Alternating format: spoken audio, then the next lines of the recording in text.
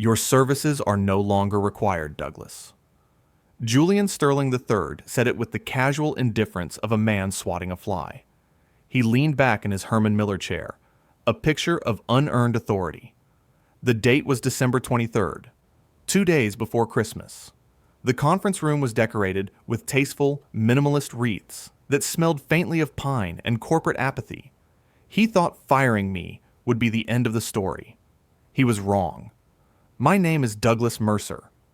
I'm 54 years old, and until that moment, I was the Chief Financial Officer of Sterling Innovations, a position I had held for 12 of my 22 years with the company. I built their entire modern financial infrastructure from the ground up. I knew where every dollar was buried because I had dug the hole myself. Julian III, all of 32 years old with a Wharton MBA and his father's jawline, gestured vaguely. We're moving in a new strategic direction, a cultural reset. We need a team that's agile, disruptive. He used these words like talismans, convinced they held some power he had yet to master. The HR director, a woman named Carol, sat beside him, refusing to make eye contact. Her gaze was fixed on a smudge on the polished mahogany table. She had already queued up my severance paperwork on her iPad. It was insultingly small. As part of this restructuring, Julian continued, a smirk playing on his lips, we've decided the extensive year-end audit you had planned is no longer necessary. We'll be handling it with a more streamlined, top-down approach moving forward. That was it. That was the tell, the final damning piece of confirmation. He wasn't just firing me. He was silencing me. He thought he was cutting a loose end just before it could be tied into a noose around his family's neck. What he didn't realize was that he'd just handed me the lit match for a fuse I'd been patiently laying for 1,095 days. My face remained a mask of professional neutrality. My knuckles, hidden below the table, were white. A dead calm settled over me. This wasn't an ending. It was a beginning. If you appreciate stories where arrogance and greed get a healthy dose of cold, hard reality, do me a favor and hit that subscribe button.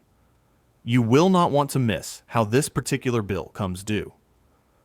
I started at Sterling Innovations when Julian's grandfather, Julian Sterling Sr., was still at the helm. It was 2002. I was 32, hungry, and had just left a mid-tier accounting firm for a senior accountant role. The company was solid, but old-fashioned. Their books were a disaster of paper ledgers and disconnected Excel spreadsheets. Julian Sr. was a tough, fair man who had built the company from a single machine shop into a respectable mid-cap manufacturer of industrial components. He saw something in me. He saw a man who loved order, who saw numbers not as abstract figures, but as a story waiting to be told correctly. Over the next decade, I worked my way up. I digitized everything. I implemented an Oracle-based ERP system that unified accounting, inventory, and sales. In my first 5 years as CFO, a position Julian Sr. gave me before he retired, my new efficiencies saved the company $4.8 million in operational overhead. During the 2008 financial crisis, when credit markets froze, I was the one who spent a month sleeping in my office, restructuring our debt and personally negotiating with our bankers to secure the line of credit that kept the lights on while our competitors went under. I missed my daughter Emily's 8th birthday party for that deal. I remember calling her from the office at 11 p.m., hearing her sleepy voice on the other end, and promising I'd make it up to her. It was one of dozens of such promises, a debt of time I could never truly repay. My value wasn't just in my title. I was the company's institutional memory. I knew why we had a subsidiary in Delaware that was incorporated in 1993. I knew the handshake agreements Julian Sr. had made with suppliers that were still honored. I was the only person who understood the custom-coded modules in our financial software, because I was the one who had sat with the developers and designed them. Without me, the annual audit wasn't just a nightmare, it was an impossibility. And that's precisely what they were counting on when they fired me. They thought the chaos of my absence would cover their tracks. Julian Sterling III was a different breed entirely. He took over as CEO 3 years ago after his father, Julian Jr., moved to the chairman role. Julian Jr. was a passive, golfing and yachting type of executive who had inherited the company, but not his father's grit. He let his son, fresh from business school and convinced of his own genius, run the show. Julian III saw Sterling Innovations not as a legacy to be stewarded, but as a personal bank account to be leveraged. He wore Brioni suits that cost more than my first car and drove a new Tesla Model S Plaid to the office every day, parking it in the reserved spot his grandfather used to park his Ford F-150. He talked about synergy and disruption, but couldn't read a balance sheet without my help. His fatal flaw, the one that would undo his entire dynasty, was his profound inability to see me as anything more than an old piece of office furniture.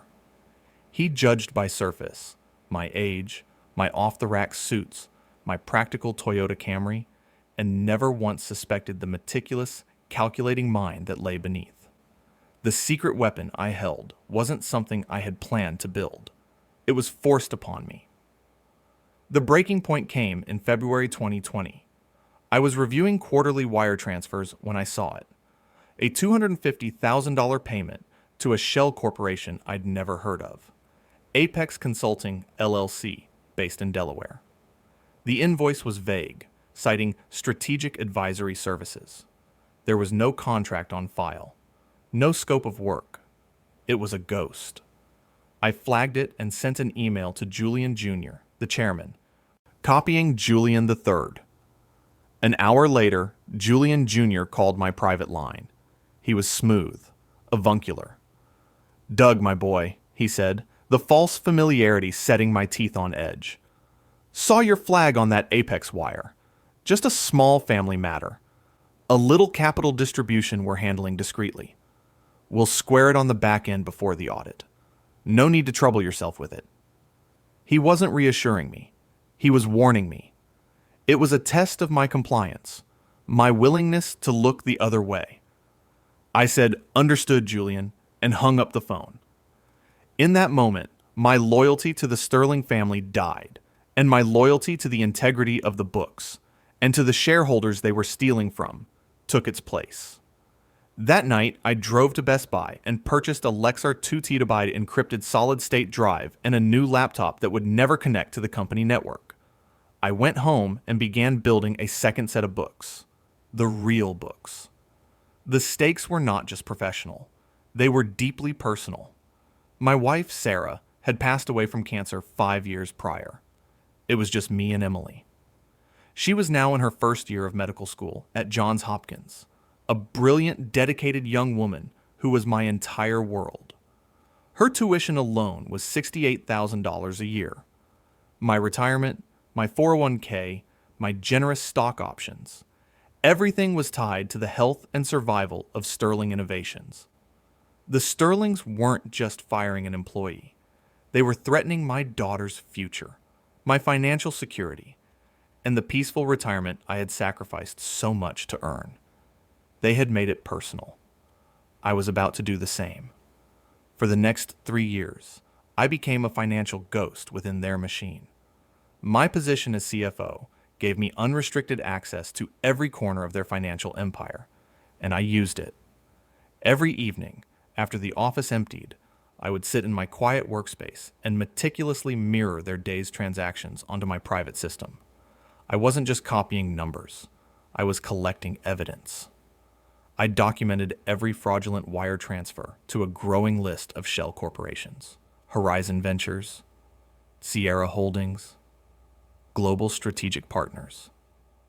They weren't even creative. I dedicated my weekends to learning. I bought textbooks on forensic accounting and watched hours of online tutorials, mastering software like Encase and FTK Imager.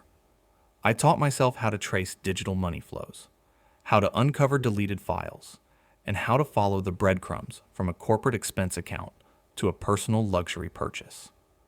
I tracked the money from Apex Consulting to a down payment on a $4.2 million ski lodge in Lake Tahoe. I followed the funds from Horizon Ventures to the purchase of a 60-foot yacht, the Sterling Silver, registered in the Cayman Islands to avoid taxes. I found the transfers from Sierra Holdings that went directly to a Las Vegas casino to cover Julian III's substantial gambling debts, over $750,000 in a single year. I had digital copies of the wire confirmations, the bank statements, the purchase agreements. I had everything. Their arrogance made them sloppy. It was their greatest vulnerability. They truly believed they were untouchable, that the rules of accounting and law were for the little people. Julian III used his corporate American Express card for a nonstop tour of personal excess and had his assistant classify it all as client entertainment or travel and expenses. There was a $15,000 bar tab at a club in Miami, a $30,000 weekend at the Bellagio in a penthouse suite, a $12,000 shopping spree at a Hermes boutique in New York. I had the itemized receipts for all of it. Their most egregious act was creating a fake vendor, Global Strategic Partners, to which they paid over $5 million in 2 years for non-existent consulting services. They thought they were clever, but they made a mistake. They registered the P.O. box for this multi-million-dollar international consulting firm in Wilmington, Delaware, to Julian Jr.'s wife, Eleanor Sterling. They never imagined for a second that their quiet, unassuming CFO would ever run a check on a P.O. box registration. I compiled all of this data into a single, massive, encrypted file on my Lexar drive. I cross-referenced every transaction, linking wire transfers to fake invoices, to personal bank statements, to luxury purchases. I created a master timeline that showed the systematic bleeding of the company, a flowchart that illustrated the journey of every stolen dollar from the corporate accounts to the family's pockets. I titled the project directory The Sterling Reckoning. By my final calculation, the total amount of embezzled funds was precise, $12,172,819.54. The evidence was organized into 3 distinct, pristine dossiers, each tailored for its intended audience. One for the Securities and Exchange Commission, detailing the fraud against shareholders. One for the Internal Revenue Service, outlining massive tax evasion. And one for the Federal Bureau of Investigation, focusing on wire fraud and conspiracy. The case was ironclad. All it needed was a delivery date. When Julian III fired me on December 23rd, he provided that date. He thought he was removing the obstacle.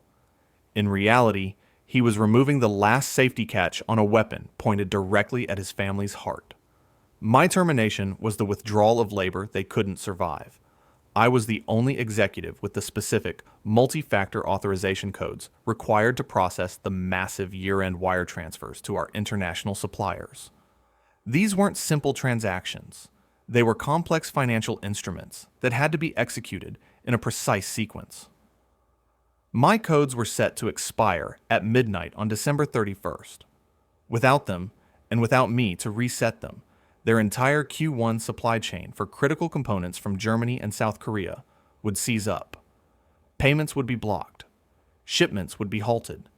They wouldn't even feel the first effects until mid-January, when production lines would grind to a halt for lack of parts. They had no idea. But that was a secondary, passive form of justice. The real emergency was the one I was actively setting in motion. After the security guard, a decent man named Frank, who looked deeply apologetic, escorted me to my car with a box of my personal effects. I didn't go to a bar to drown my sorrows. I drove home. I sat down at my desk, opened the laptop that had never touched Sterling's network, and put the final touches on my packages. I created 4 identical sets of documents. Each contained a copy of the encrypted Lexar drive, a 20-page printed executive summary, complete with damning charts and key documents, and a cover letter written in dry, emotionless prose. I then logged into a secure courier service I had vetted weeks in advance. I uploaded the 4 addresses. The first three were the Enforcement Division headquarters for the SEC in Washington, D.C., the FBI's white-collar crime section in the same city, and the IRS Criminal Investigation Unit in Maryland. The fourth address was a private security courier in Lake Tahoe, Nevada, with instructions to deliver 12 sealed envelopes to the Sterling family's ski lodge. The delivery instructions for all four packages were identical and absolute. Delivery on December 25th. No earlier, no later. Target time, 8 a.m. local. Signature required. The stage was not a boardroom. It was my quiet, book-lined study on Christmas morning. My weapon was not a raised voice, but the silent, inexorable logic of numbers on a page. While the Sterlings were at their ill-gotten palace in Lake Tahoe, surrounded by presents bought with stolen money, I was sitting in my favorite armchair with a fresh cup of black coffee, watching the snow fall outside my window. I imagined Julian III posting a photo to Instagram, a roaring fire, champagne flutes, a pile of expensive gifts. The caption would be something insufferable. Family. Blessed Chalk Mountain life. They were celebrating their victory, confident that their little problem, the aging CFO, had been neatly disposed of. At 8 a.m. Pacific Standard Time, a FedEx driver, likely annoyed at having to work on Christmas morning, rang the doorbell of the Sterling's multi-million-dollar lodge. A very irritated Eleanor Sterling probably signed for the large box. Inside, she would find 12 thick, formal envelopes, each bearing the name of one of the non-family board members who were, I knew from the company's holiday schedule, their guests for the week. At precisely the same moment, 3,000 miles away, duty officers at 3 different federal agencies were signing for identical packages. The fuse, lit 2 days earlier, had now reached the bomb. The first call came at 8:47 a.m. Eastern Standard Time. It was Marcus Thorne, a board member of 15 years. Marcus was an old-school manufacturing guy, a contemporary of Julian Sr., who had been increasingly sidelined by Julian III's new regime. His voice was tight, strained. "Douglas, I'm at the Sterling's place in Tahoe. I've just read your executive summary. Tell me this is some kind of sick Christmas joke." "Hello, Marcus," I replied, my voice calm and steady. "I assure you, it's no joke. Check the contents of the drive I included. It's all there. Every transaction, every false invoice, every receipt. 3 years' worth. Happy holidays." I heard him draw a sharp breath. The second call, the one I had been waiting for, came at 9:15 a.m. The caller ID showed Julian Jr.'s number. He wasn't the smooth, avuncular chairman anymore. He was screaming, his voice cracking with a mixture of rage and pure panic. "What have you done, you miserable son of a bitch? What in God's name have you done?" "I've done my fiduciary duty, Julian," I said, taking a slow sip of my coffee. "Something your family seems to have forgotten the meaning of." "I'll destroy you," he shrieked. "We'll sue you into oblivion. You'll be ruined. You'll never work again." "The truth isn't libel, Julian," I stated simply. "And I don't think your attorneys will have much time for a civil suit. The FBI, the SEC, and the IRS all received the same package your board members did. I imagine federal agents are probably drawing up warrants as we speak. You should have let me finish the audit." I paused, letting the silence hang in the air. Then I hung up. I didn't need to say another word. My actions were my statement. The power had shifted. The books were finally being balanced. I didn't dictate terms to the Sterlings. The United States government did that for me. My role shifted from antagonist to star witness. The emergency committee, led by a furious and energized Marcus Thorne, convened via conference call that afternoon. They offered me the moon, an interim CEO position, a golden parachute, anything I wanted to come back and help them navigate the storm. I politely declined the CEO role. My time at Sterling Innovations was over. However, I accepted a short-term consulting contract to help the forensic auditors they were hiring to make sense of the labyrinthine fraud I had already mapped out for them.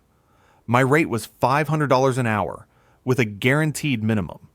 My only other term was simple and non-negotiable: full and complete legal indemnification from the company for any and all actions related to this matter. They agreed without hesitation. The aftermath for the Sterling family was a swift and brutal corporate extinction event. On December 26th, as they were likely trying to coordinate with their lawyers, a team of FBI agents raided the Lake Tahoe Lodge. Julian Jr., Julian III, and Eleanor Sterling were all arrested in their expensive ski attire. The image of Julian III, the Wharton genius, being led away in handcuffs with a stunned expression on his face, made the national news. Their assets were frozen by federal court order. The yacht, the Sterling Silver, was seized by U.S. Marshals in a marina in Fort Lauderdale. The Tahoe Lodge was by sure impounded. The fleet of luxury cars was towed away. They were charged with a litany of federal crimes: wire fraud, securities fraud, conspiracy to defraud the United States, and tax evasion. Faced with the mountain of evidence I had meticulously compiled, their high-priced lawyers could do little. They all eventually took plea deals. Julian III, as the primary operator, was sentenced to 10 years in a federal medium security prison. His father, Julian Jr., received a 7-year sentence for his role. Eleanor got 3 years of probation and a hefty fine for her part in the fake vendor scheme. They lost everything. The company, to protect itself from shareholder lawsuits and creditor claims, was forced into a managed Chapter 11 bankruptcy. This process wiped out the Sterling family's entire equity stake, turning their generational wealth into worthless paper overnight. The poetic justice was almost biblical. The money clawed back by the bankruptcy court and federal authorities was used to pay the back taxes, settle the shareholder lawsuits, and make the company whole. The company itself survived, emerging from bankruptcy leaner and under new ownership. In a final, delicious irony, the new board, led by Marcus Thorne, voted to rename the company. They stripped the tarnished Sterling name from the building. The new name they chose was Apex Manufacturing, named after the very first shell corporation I had discovered. The enablers didn't escape unscathed. Carol, the HR director who sat silently during my firing, was terminated. Julian III's assistant, who had knowingly miscategorized hundreds of thousands of dollars in personal expenses, was given immunity in exchange for her testimony against the family. The board members who had been guests at the lodge, who had been complicit through their silence and negligence, were all forced to resign in disgrace by a shareholder revolt. With the consulting fees and my legally protected severance, I paid for all 4 years of Emily's medical school up front. The relief in her voice when I told her she would graduate without a penny of debt was worth more than any victory in a boardroom. I sold my house in the suburbs and bought a small, beautiful home on the shore of Lake Winnipesaukee in New Hampshire, a place Sarah and I had always dreamed of retiring to. For the first time in 22 years, I took a real vacation. I flew to Italy and met Emily there during her spring break. We spent 2 weeks exploring Rome and Florence, and not once did I check my phone for a work email. The constant, grinding stress that had been my companion for years was gone, replaced by a quiet, profound peace. My reputation in the financial world, far from being ruined, was enhanced. I became known as the man who had the courage and skill to uncover the Sterling fraud. I received several offers for CFO positions at major corporations, but I turned them all down. Instead, I opened my own small firm, Mercer Financial, Forensics. I now help other companies, hired by nervous boards or ethical investors, to find the rot before it kills the tree. I work my own hours. I choose my clients. I answer to no one but myself. On that Christmas Day, after the calls from Marcus and Julian had ended, the house was silent save for the ticking of the grandfather clock in the hall. I sat in my study for a long time, watching the snow blanket the world in white. Then I picked up the phone and called my daughter. She was at her aunt's house, and I could hear the sounds of family celebration in the background. She asked me what I was doing for Christmas, my first one truly alone. I looked at the neatly organized files on my desk, the source of so much turmoil, and, now, so much finality. "I'm just balancing the books, honey," I told her, a small smile touching my lips for the first time that day. For the very last time. Arrogance makes people careless. They come to believe that the rules that govern the rest of the world simply do not apply to them. But numbers don't have opinions. They don't care about your family name or your Ivy League degree. Numbers tell a story, and sooner or later, every debt comes due. Thanks for watching. If you enjoyed this story of corporate karma, smash that like button and leave a comment letting me know what you think. And make sure you're subscribed and have the notification bell on so you don't miss the next time the bill comes due. I'll see you in the next one.